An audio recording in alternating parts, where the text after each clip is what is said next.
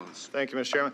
Mr. Goldman, it's an interesting thing now. So now we can commit basically extortion or pressure on others as long as we have the international community behind us. As long as we get enough people to think we're okay, I can then go extort anybody I want to. As long as enough people think it's okay. That was in essence what you just said. Whether you believe it or not, that's what, as I copied the notes. But I want to go to the phone records.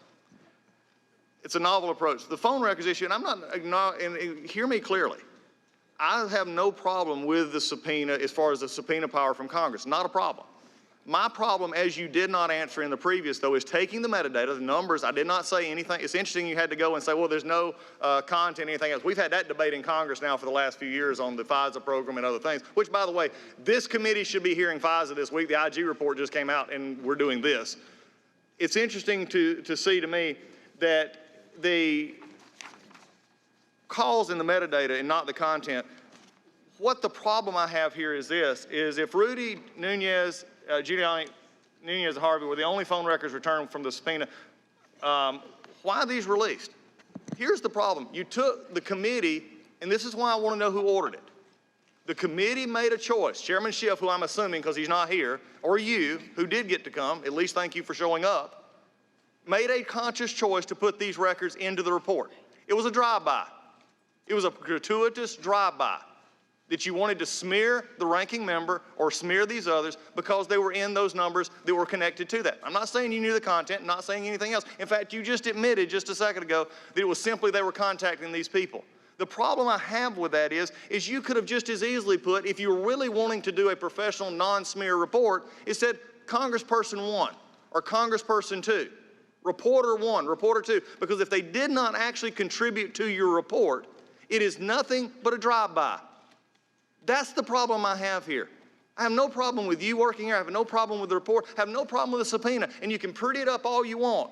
That was nothing but showed the American people that at least for a moment, the Schiff report became a partisan smear against other members we don't like because there's other alternatives for you to do. I have no problem, as I said, with you doing proper oversight. I've had a lot of issues with how this oversight's done. But don't make it up and don't not tell me or the rest of this committee who ordered that. That was nothing more than a smear campaign. And to say it's not is being disingenuous with this committee. The chairman gave you a chance to actually rehabilitate, and you made it worse. Because at the end of the day, those got put out. And by the way, it also a fuller record got leaked to from executive session, got leaked to the Washington Post. And I don't understand, except how we can say this is okay. How do we say this is fine? This is how we have devolved. And the members on the majority now may be members of the minority at some point. And if we're setting the standard for this is where we're going with these kind of investigations, then we're in trouble. We're in deep trouble because this is another thing that the founders, you and others today, Mr. Burke has said earlier, the founders were deeply concerned about a lot of things. One of the biggest things they were concerned about, as opposed to now I'm glad that everybody on the dais is now an originalist, except this, they also were concerned about a partisan impeachment. A partisan impeachment because you don't like his policies. You don't like what he said and you don't like how he said it. I don't like the way Joe Biden said it, but you blew that off as everybody has the backing of the international community. What we have become is a perpetual state of impeachment. And that is the problem that everyone on this dais should have. But don't come here and be a person who is a witness, sworn witness, and not answer the questions. Adam Schiff's doing that fine without you. But don't come here and say, I'm not going to say, because you know good and well, sometime at some conference, at some committee room, in some little room, somebody said, hey, this is interesting because I have Devin Nunez's phone number. That number matches. And we're going to put it in the report, not because we think Devin Nunez is a part of this, but because he had a phone call with somebody that we were investigating. That's a drive-by. And it's beneath you, and it's beneath this Congress. And that is why I have such a problem with this. And then you leaked further information.